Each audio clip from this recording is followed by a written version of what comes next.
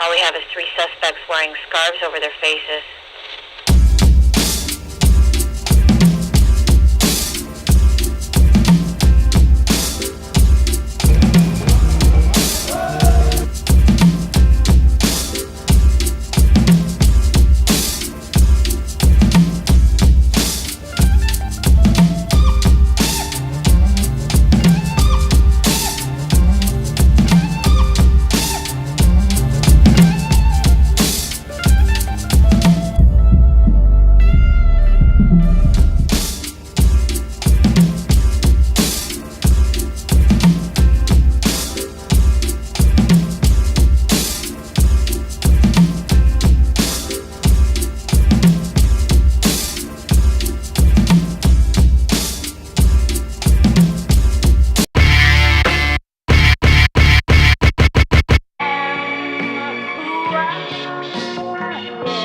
He who is not thinking about Africa is not thinking about the future.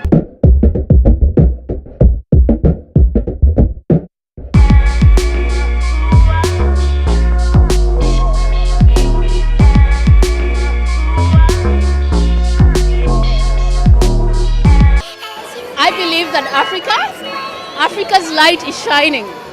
Africa's light is removing all the darkness that it is known for.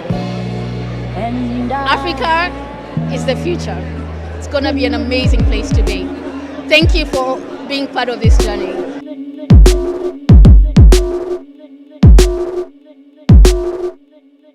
We have to change our mindset. The narrative generally has to be that we can be better. Our past doesn't determine our future. Africa is the future. By 2050, the population of Africa will be 2.4 billion people. Out of this, 1 billion will be in the middle class. What we are telling people, this is the time to start planning how to engage with the future, and the future is Africa. We may have our challenges, but in those challenges are the opportunities. We continue to work with the Australian government to ensure that we have stronger ties, especially in trade, tourism, education, health, and also in security. We have a common Indian Ocean that is rich. We need to tap into the blue economy. We need to secure the trade routes of the Indian Ocean. So Australia and Africa share a common rich reservoir called the Indian Ocean, and we need to tap into it more to trade opportunities and investment opportunities.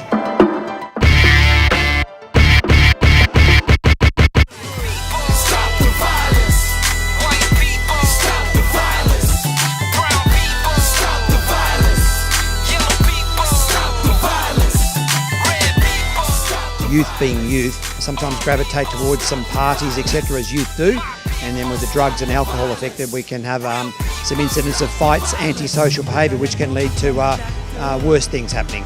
What people don't understand is that it actually have a very long-lasting effect on friends and families.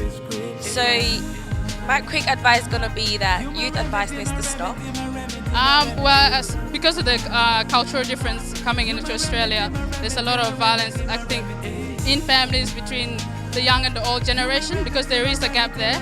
So we're looking at mostly physical violence and also, emotional abuse as well, which is more prominent, I think, in our communities, because culturally it's different back home. I think because it's a different environment and that it's not accepted as it is. And I think the older generations are finding it hard to adapt to that. White people, stop the violence. Brown people, stop the violence. The main concerns that come to our attention is around domestic violence and also child discipline and things relating to parenting styles. And we acknowledge and understand that there's different child rearing practices, but when they're harsh on a child, when there's an injury, a child is harmed in any particular way, then we have a role to look at what's happening, see what we can do to support. And every child deserves a safe, nurturing home, and the best we can do is help parents be the best possible parents they can be for their own children.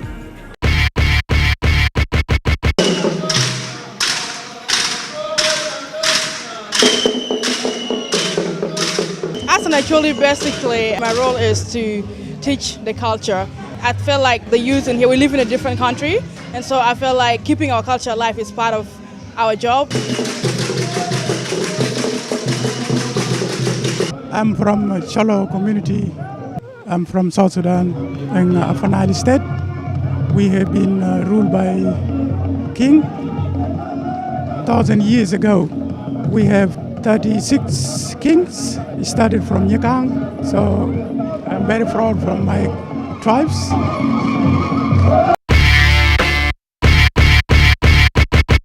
our language we say, Wanji, welcome, welcome to the land of the Noongar people. And it's a great honor to be at an event where there's more dark people than there are white people.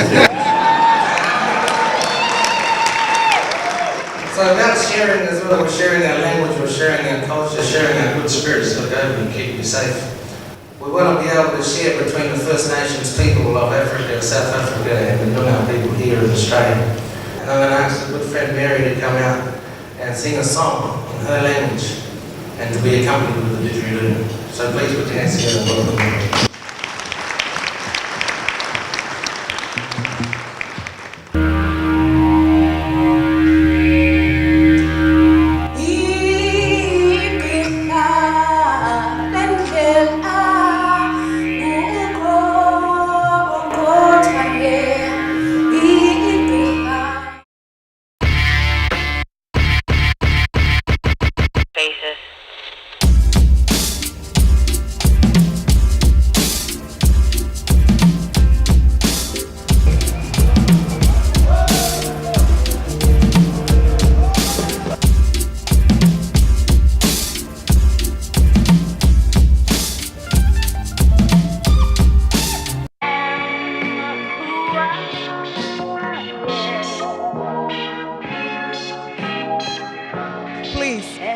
This is the youth program, part of the Courageous African Women Network. Please come and join us. Let's make this a success so that our children can know their identity, so they can know that when we come here, we came here to better our life, not to come here to cause trouble.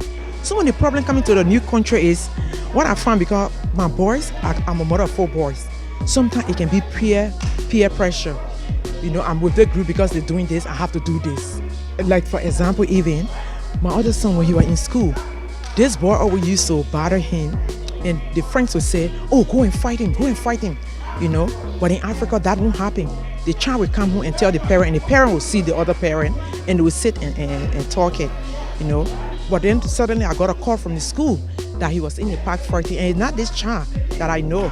But then when we went into everything, the principal, the school and I talked to him, we got to know it was the peer pressure, the influence from other friends in the group that he was associating himself with. Yeah. Another thing we found here culturally that disturbs is that when I'm talking to my child, they need to listen. But yeah, we find children talking to their parents, arguing and all those things. So coming to a new country is a huge blow in our face as well, you know. And another cultural thing that we found that is not right is, if your son or your daughter marry into another family, you're supposed to always interact with that family. People are supposed to build up a relationship. But yeah, it's not that. Everyone for themselves. You know, I marry the man, I don't marry the parents, I don't marry you, the mother. It's a huge cultural difference. Come and join us, please. Everyone out there, you have something important that this group can benefit from.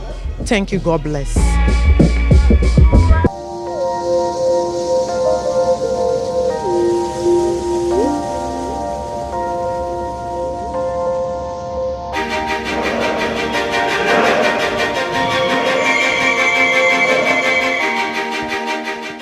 I'm Lueth Duot.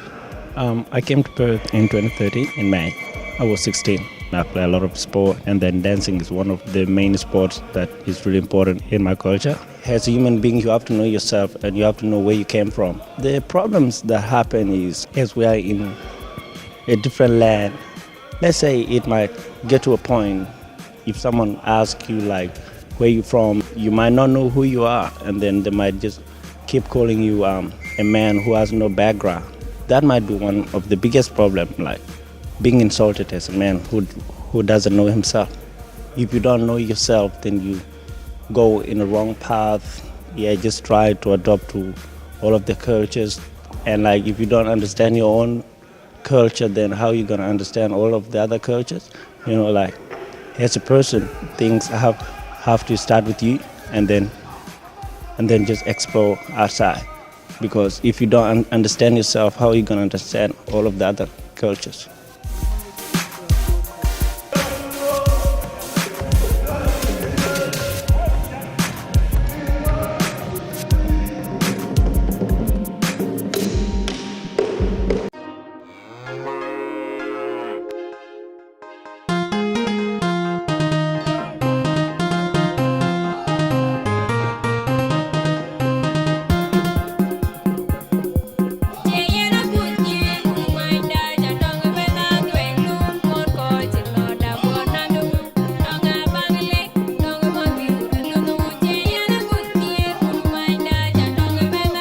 If there's no one guiding them, they end up doing the wrong thing.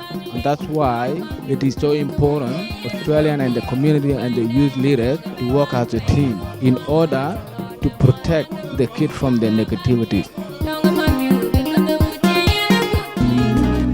We can put an end to the violence against women in our community. If you see something, say something. Imagine if she was your daughter. Build a community against domestic violence. Let's. Yeah, look, basically I'm the inspector in charge of multicultural engagement, the community engagement division for police, and my role is basically involved with the African communities, education and awareness and building of community resilience, etc., upon the people of the new and emerging communities that have settled here in WA. Well, basically I go and work with the African communities, with their youth, with their women's group, and build greater understanding within the community to make their process of settlement easier.